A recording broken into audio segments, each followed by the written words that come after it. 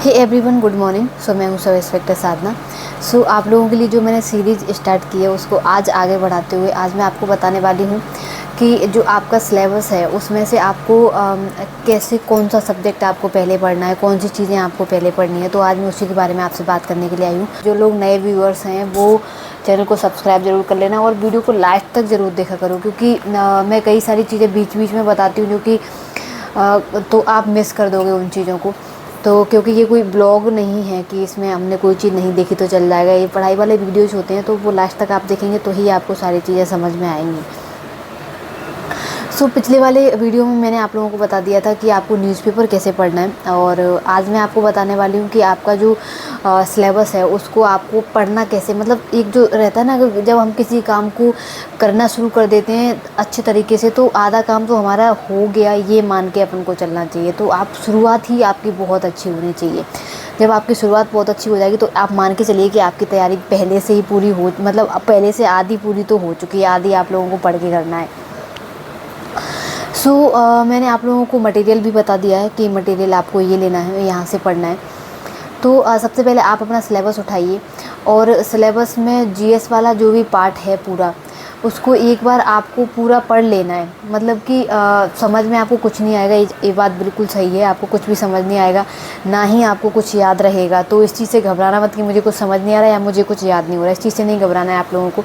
सिर्फ आपको उसको पढ़ते जाना है। जैसे कि जब आप रामायण पढ़ते हैं या कोई भी चीज़ पढ़ते हैं तो आपको समझ में कुछ नहीं आ रहा लेकिन आप पढ़ते चले यार, ठीक वैसे ही आपको एक बार आपके नोट्स पढ़ने हैं। और इस सब चीज़ों में मतलब ज़्यादा टाइम आप लोगों को नहीं देना है। इसमें करीब 2 महीने का टाइम आपके पास है। उन 2 महीनों में ही आपको अपना पूरा जो सिलेबस है उसको एक बार आंखों के सामने से निकाल देना है। आंखों के सामने से निकाल देना है इन द सेंस, ऐसा नहीं है कि आप ऐसे पेज पलट रहे ऐसे पलट रहे हैं आंखों के सामने से, नहीं, कोई उधर स्कैन नहीं करना है आंखों से। आपको मतलब एक बार सारा पूरा पढ़ लेना है। मतलब कुछ समझ नहीं आएगा, कुछ याद नहीं रहेगा, कोई बात नहीं, लेकिन आप उसको पूरा एक बार पढ़ते जाइए। जितने भी सारे जीएस में आपके जितने भी टॉपिक हैं आपके, जैसे कि हिस्ट्री है, आपकी ज्योग्राफी है, जो भी सारे हैं आपके सब्जेक्ट, उन सबको एक बार आप अपनी आंखों के सामने से निकाल दीजिए। इसके साथ ही साथ आप हिंदी का जो सिलेबस है उसके अकॉर्डिंग एक बार हिंदी को भी अपनी आंखों के सामने से निकाल दीजिए। हालांकि हिंदी में आपको आंखों के सामने से निकालने का कोई फ़ायदा नहीं होगा, क्योंकि वो आपको याद करना ही पड़ेगा। जैसे कि दोहा, रोला, छंद इस टाइप के होते हैं तो वो आपको याद करने ही पड़ेंगे। जैसे कि पर्यायवाची है वो आपको याद करने पड़ेंगे। पर इसको पढ़ने ऐसा करने का फ़ायदा क्या है, मैं आपको एक चीज़ बताती हूँ, ठीक है। इसमें मैथ और रीजनिंग मैं शामिल नहीं करूँगी, क्योंकि मैथ और रीजनिंग एक बार आंखों के सामने से निकालने से कुछ होता नहीं है। तो मैथ और रीजनिंग की आप लोगों को लगातार प्रैक्टिस करनी पड़ेगी, तभी वो आपकी प्रैक्टिस में आ पाएगा। कई सारे लोग ऐसे हैं जिनका मैथ बहुत कमज़ोर है, रीजनिंग बहुत कम, रीजनिंग तो लोगों से बन जाती है लेकिन मैथ बहुत कमज़ोर है और वो मैथ से बड़ा डरते हैं। तो आप लोगों को मैथ से डरना नहीं है, उसको अभी से साथ में लेकर के चलेंगे और तो प्रैक्टिस में बना रहेगा, हो जाएगा आपसे, इतनी कोई बड़ी बात नहीं है।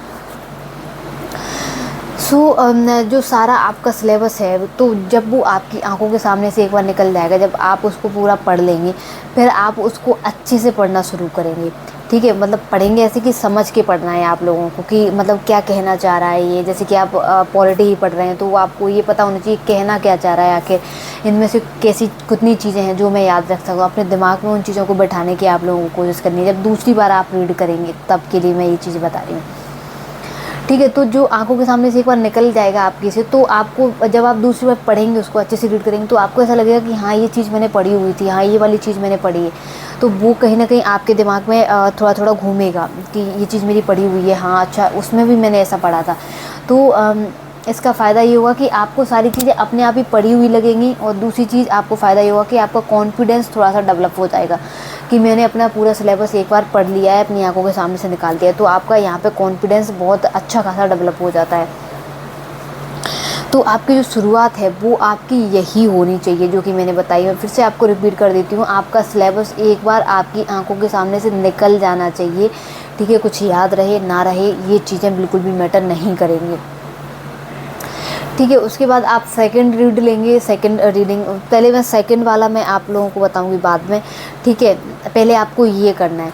अब आप पढ़ना कैसे शुरुआत करेंगे, और टाइम का आप खासा ख्याल रखिए। यदि टाइम आप ज़्यादा वेस्ट करेंगे तो फिर आप जो सिलेबस है आपका वो 1 साल में कभी कंप्लीट नहीं होगा, और आप 1 साल में किसी भी एग्ज़ाम के लिए बिल्कुल तैयार नहीं हो पाएंगे। अभी जैसा कि मैंने बताया था आपको 2 महीने ही आपके सिलेबस को देना है कि वो आपकी आंखों के सामने से निकल जाए, ठीक है। तो ये वाला टाइम टेबल आप अपने अकॉर्डिंग सेट करना, जैसे कि हिंदी में 10 दिन में अपनी आंखों के सामने से निकाल सकती हूँ, इंग्लिश मेरी है वो 5 दिन में मैं अपनी आंखों के सामने से निकाल सकती हूँ, ठीक है। जीएस में आपका टाइम लगेगा क्योंकि वो एक लेंदी सब्जेक्ट रहते हैं उसमें, तो उसमें आपका टाइम लग जाएगा। तो बाकी जो टाइम है वो आपके सिलेबस जो सब्जेक्ट है उसके अनुसार आप उसको डिवाइड कर लीजिए कि इसमें मुझे इतना टाइम देना है, इसमें मुझे इतना टाइम देना है, ये आप अपने अकॉर्डिंग करेंगे, ठीक है। तो अभी आपके मन में आ रहा होगा कि मैं पहले कौन सा सब्जेक्ट पढ़ना स्टार्ट करूं। तो यदि आपको पहले से पता है कि सब्जेक्ट, इस सब्जेक्ट में ये चीज़ें आती हैं, सब्जेक्ट में ये चीज़ें आती हैं, तो कोई भी एक सब्जेक्ट ऐसा होगा जिसको आपको पढ़ने का मन करता होगा, तो आप उस सब्जेक्ट से अपनी शुरुआत कर सकते हैं, ठीक है। यदि आपको पता ही नहीं है कि कौन से सब्जेक्ट में कौन सी चीज़ें हैं, तो फिर आपको कन्फ्यूज नहीं होना है, कोई भी आप सब्जेक्ट उठाइए और उससे पढ़ना शुरू कर दीजिए, ठीक है। जब आप इंटरेस्ट वाला सब्जेक्ट पहले पढ़ते हैं तो फिर उससे फ़ायदा ये होता है कि आपकी एक तो सेटिंग बनने लगती है पढ़ने की। तो जब सेटिंग बनना स्टार्ट हो जाती है तो कम से कम आधी तो आपके काम वहीं ख़त्म हो जाते हैं, क्योंकि सेटिंग बनाना ही एक बहुत बड़ी प्रेशर रहता है, क्योंकि सेटिंग नहीं बन पाती है शुरुआत में, ठीक है। तो उससे क्या है, आपकी सेटिंग बनने लगेगी। यदि आपको नहीं पता है कि आपका इंटरेस्टेड सब्जेक्ट कौन सा है, आप उसमें किस चीज़ में आप इंटरेस्ट रखते हैं, तो आप कोई भी सब्जेक्ट उठाइए, उसको पढ़ना शुरू कर दीजिए। एक बार जब आप सारे सब्जेक्ट पढ़ लेंगे तो फिर आपको खुद ही अपने इंटरेस्ट के बारे में पता चल जाएगा कि मेरा जो इंटरेस्ट है वो इस सब्जेक्ट में है।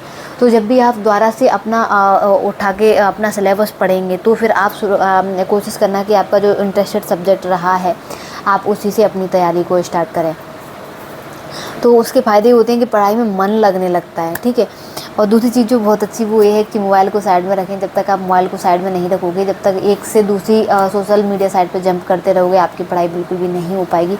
ये बात मेरी बिल्कुल गांठ बांध के सुन लो, ठीक है। जो लोग मेरे साथ पुराने जुड़े हुए हैं उन्होंने एक चीज़ देखी भी होगी, मेरे जो मैंने अपनी जर्नी वगैरह जो शेयर की है, या मैंने अपने एग्ज़ाम कैसे क्वालिफाई किया, तो उसमें मैंने कई बार बताया कि जब मैं पढ़ाई करती थी मेरे पास कभी भी एंड्रॉयड मोबाइल रहा ही नहीं है। ये एंड्रॉयड मोबाइल मेरे पास तब आया था जब मैं सिलेक्ट हो गई थी और मैं ट्रेनिंग पे जाने वाली थी, तब मुझे किसी ने गिफ्ट किया था वो एंड्रॉयड मोबाइल, ठीक है। इससे पहले मेरे पास सिर्फ कीपैड मोबाइल रहा करता था। तो ये मोबाइल जो है वो सबसे बड़ी जड़ तो मोबाइल ही है।